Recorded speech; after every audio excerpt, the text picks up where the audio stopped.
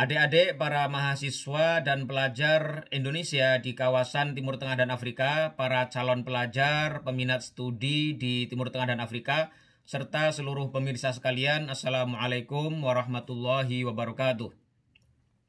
Alhamdulillahi wa kafa wassalatu wassalamu ala rasulihil mustafa nabiyina Muhammadin al-mujtaba wa ala alihi wa ashabihi wa man ihtada bihadihi min ahli sidqi wal wafa amma ba'd. Saya Muhammad Syahrul Murajab, alumni Kuliah Ad-Da'wah Al-Islamiyah di Tripoli, Libya pada tahun 2004. Saat ini saya berprofesi sebagai seorang aparatur sipil negara atau ASN yang dulu biasa dikenal dengan sebutan PNS, sekaligus menjalankan tugas dan fungsi sebagai seorang diplomat. Diplomat adalah seseorang yang berkecimpung dan menjalankan tugas-tugas diplomasi. Adapun diplomasi dapat dimaknai secara sederhana sebagai proses atau urusan penyelenggaraan hubungan antara satu negara dengan negara yang lainnya, baik dilakukan dalam konteks hubungan bilateral atau hubungan yang hanya melibatkan dua negara saja maupun konteks multilateral, yaitu hubungan yang melibatkan banyak negara.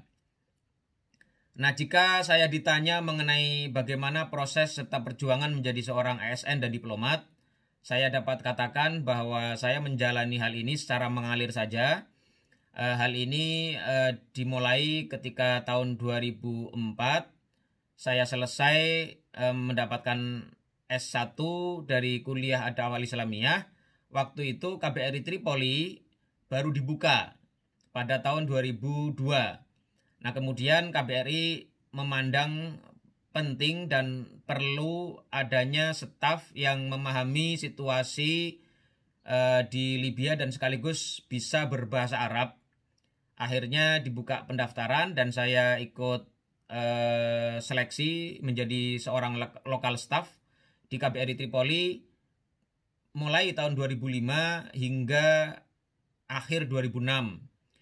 Nah, kemudian pada awal 2007 atas dorongan dan saran dari sejumlah pihak, saya akhirnya coba-coba ya, ikut mendaftar sebagai ASN atau PNS di lingkungan Kementerian Luar Negeri sekaligus sebagai seorang diplomat, dan alhamdulillah saya kemudian lulus dan mulai bertugas di Kementerian Luar Negeri pada awal atau Maret 2007.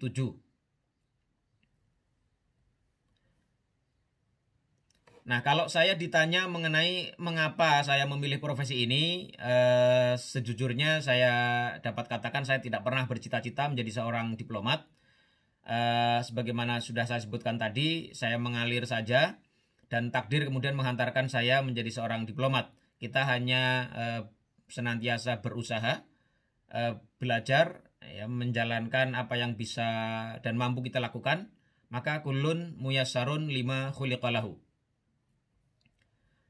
Adapun kendala atau tantangan yang ditemui selama menjalani profesi ini sebagai seorang alumni Timur Tengah, kalau boleh saya katakan tantangan dan kendala terbesar adalah bagaimana kita mengadaptasikan ya antara nilai-nilai yang pernah kita pelajari dengan realitas yang kita hadapi.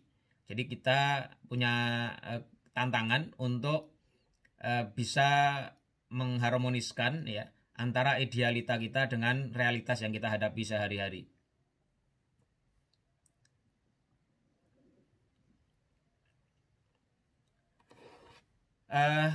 Menjawab pertanyaan apa yang perlu dipersiapkan untuk bisa pada posisi yang sekarang ya. Tentu ada 3 hal ya menurut saya yang dapat kita Ada 3 hal. Ada 3 hal yang dapat kita persiapkan ya untuk bisa pada posisi sekarang, yaitu belajar, belajar, dan belajar ya. Belajar itu kita tidak hanya membaca buku, tetapi membaca kehidupan juga dan senantiasa berupaya untuk meningkatkan kapasitas diri secara maksimal. Nah, yang spesial dari alumni Timur Tengah di kalangan profesi diplomat atau ASN di Kementerian Luar Negeri, saya melihatnya ada dua hal yang menonjol. Yang pertama, alumni Timur Tengah itu hampir selalu diidentikan dengan ustadz ya. Jadi kita itu dipersepsikan sebagai orang yang lebih banyak memahami dan mengerti ilmu agama. Makanya perilaku kita juga senantiasa menjadi sorotan. Kemudian yang kedua adalah kemampuan bahasa Arab. Ya, ini kemampuan bahasa Arab menjadi satu hal yang spesial bagi alumni Timur Tengah karena kemampuan bahasa Arab kita secara umum boleh dibilang lebih menonjol dan jarang bisa ditemui dari orang-orang yang tidak atau bukan alumni di Timur Tengah.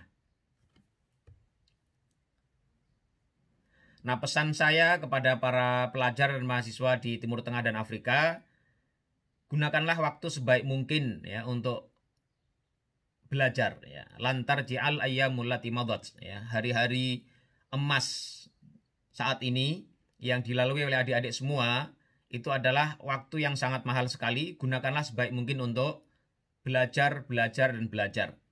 Nah, kesempatan adik-adik semua bisa belajar di Timur Tengah itu menurut saya juga perlu dimanfaatkan untuk meningkatkan 4 hal ya. Yang pertama adalah tingkatkan ilmu pengetahuan dan skill secara maksimal, ya. Secara terus-menerus ya, baik ilmu agama maupun skill kemampuan lain-lain yang bisa mendukung kesuksesan kita ya. Salah satunya adalah ilmu dan skill kemampuan bahasa Arab. Kemudian yang kedua adalah bangun watak ya, dan mental yang kuat. Ini kesempatan kita karena kita belajar jauh dari orang tua, jauh dari keluarga. Ini menempa mental dan watak kita secara lebih berbeda dibanding orang-orang yang belajar di tempat yang dekat dengan rumahnya sendiri. Kemudian yang ketiga adalah perbanyaklah pengalaman seoptimal mungkin. Kemudian yang keempat ya perluas jejaring dan networking. Ya. Ini 4 hal yang saya pesankan kepada adik-adik untuk bisa dimanfaatkan selama menjalankan tugas belajarnya di Timur Tengah dan Afrika. Kemudian menjawab pertanyaan dari teman-teman ya, ada pertanyaan dari saudara adik Satria. Apakah kita perlu mengambil jurusan HI atau mengambil jurusan politik yang notabene yang